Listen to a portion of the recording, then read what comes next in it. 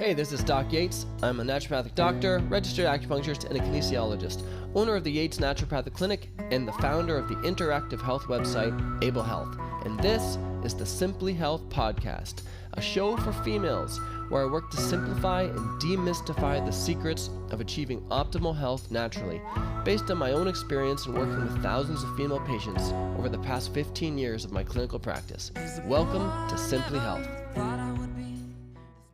Hey, this is Doc Yates, and on the podcast today, the Simply Health Podcast, we're going to be talking about your ankles and perimenopause, and more specifically, CANKLES. So if you haven't heard the term cankle, this is when your ankles kind of become thick and swollen and puffy enough that you can't really tell the difference between your calf and your ankle. They become blended together as one, known as the cankle. So this is something that everybody wants to prevent typically for looks and for health purposes, because it reflects both.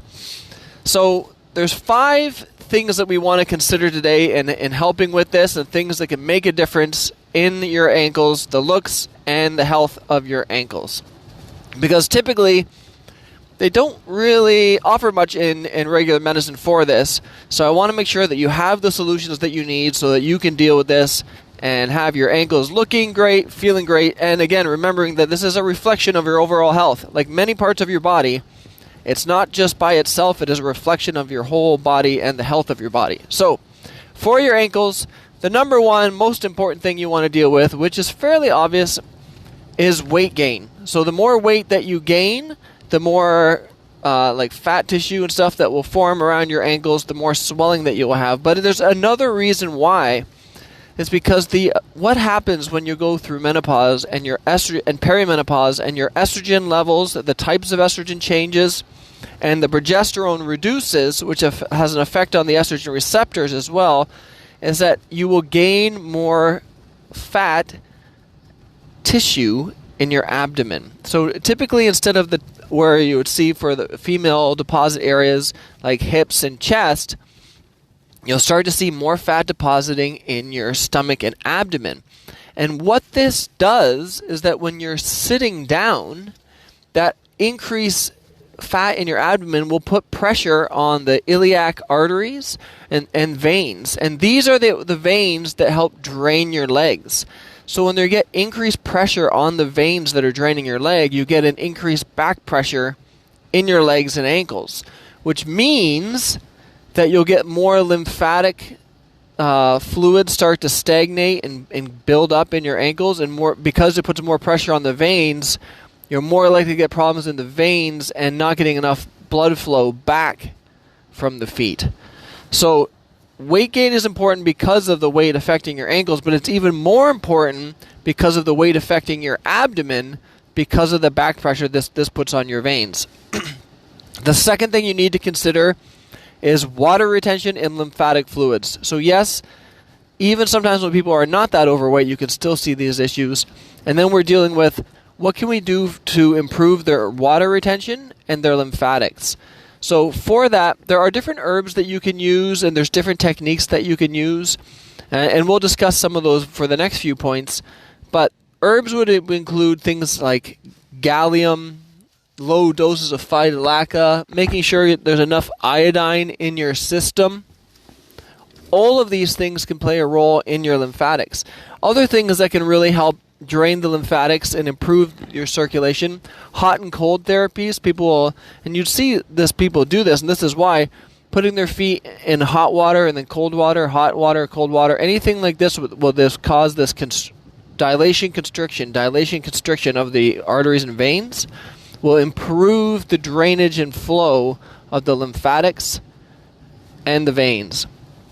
Sometimes just putting your legs elevated will help too, but again, this is not a good long-term solution as much as it is like losing the weight, as we talked about in point number 1, because you're not just going to sit around and lay around with your legs up all the time.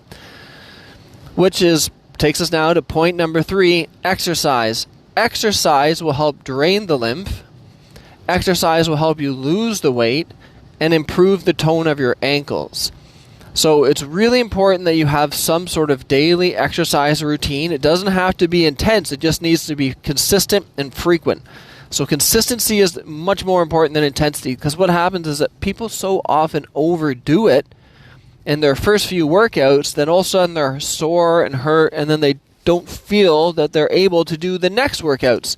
So make sure you're just doing something consistent, even if it's just going for a daily walk. That's important. Now, a lot of times people are like, well, I counted my steps throughout the day on my watch, and there I got my 10,000. So I would prefer a period of time where it's a straight walk, like a 20-minute walk, and above and beyond your additional steps, your just daily steps. So try and get exercise in. People very commonly will use things like rebounding to help with lymphatic flow. That's an option as well. But really, any type of exercise in which involves you flexing and relaxing your legs, like walking, jogging, elliptical, bike, anything would be helpful for this. Point number 4 is compression stockings or compression socks. These are really important while you're getting the weight off, while you're improving the lymphatic flow, because what it's going to do is by supporting your ankles and your legs, it's going to support the veins. And the last thing you want to happen is when you have this increased water retention and back pressure in your veins, is that you start to get varicosities in your veins. And what happens is that, so the veins have these little valves in them, and these valves help stop the blood from running back down into your feet. So that it's arteries don't have these. They use pressure to push the blood through, but veins, as the muscle contracts, it pushes it up to the next valve, and then it can't go backwards. So it just keeps using these valves to help drain the blood back to your heart. If you get too much back pressure in the veins, these valves can essentially blow, and you'll see the veins kind of puff up and bulge out, and these are called varicose veins. And we really, really, really want to prevent this, because once that process starts happening, if one valve blows, all of a sudden there's double the pressure on the next valve below, and if that one blows, then there's triple the pressure on the next valve below. So it's really important that we want to prevent that, and compression stockings is a great way to help prevent this, because it puts enough pressure that it stops everything from expanding.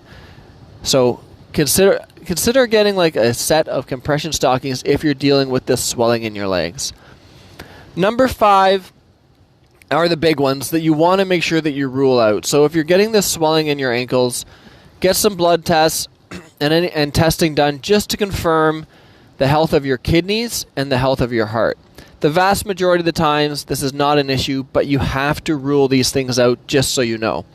So get any testing to make sure your heart and kidneys are in good health. And this is very simple to do with your doctor. Anyone can send you for this testing. So make sure you rule that out.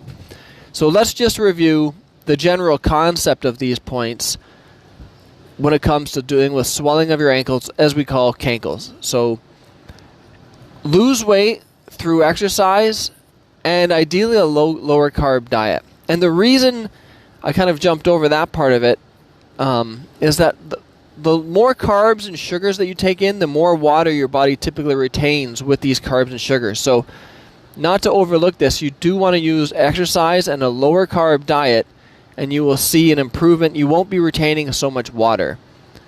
Use compression stockings in the meantime.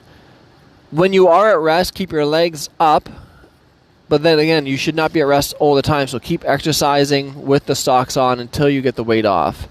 And then consider using things to help drain the lymph, like any type of herbal teas or formulas that can help with that along the way. And some of them you can put it all in one formula, where you could put in herbs that also support the strength of the veins. So those are things like, you've probably maybe heard of like witch hazel or collinsonia or horse chestnut. These are all things that help support the tone of the veins to prevent varicosities. And again, you want to catch this early. So the moment you're noticing any type of swelling, like say like, oh, I went for a long car ride and my ankles are swollen, right off the bat, you need to address that as a red flag that you need to get some weight off typically, and you need to do things to improve the venous drainage.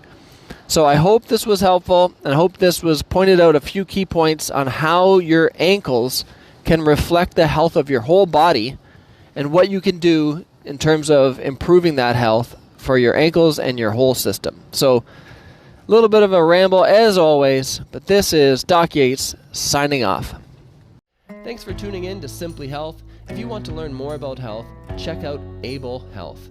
If you want to see some of the other projects that I've been working on in health, business, music, and life, please check out the links below.